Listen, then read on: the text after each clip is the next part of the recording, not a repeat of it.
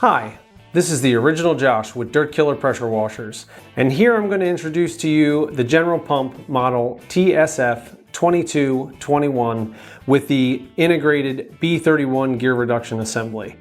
This is a unit that we bring in directly from General Pump, already assembled with the proper selected gear reduction assembly.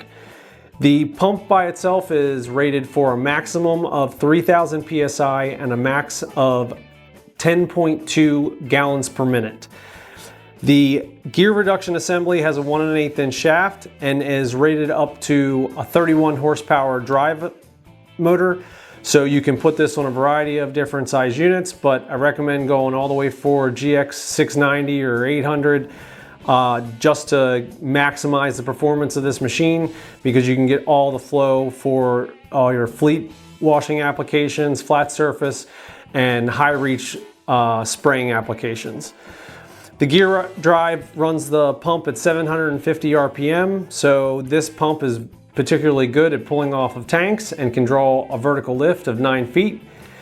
The footprint of a gear reduced system on a V-twin engine lends itself to being a little bit easier to service than a belt drive system, so a lot of guys are using these to build their own units. It's also easier to change the oil on these because they can all be oriented to the same side of the system.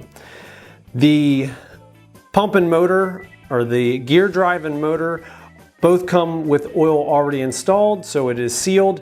You have to make sure that before you fire up the unit after it's assembled to install the breather cap into the gear reduction assembly and the breather dipstick into the transmission housing of the pump.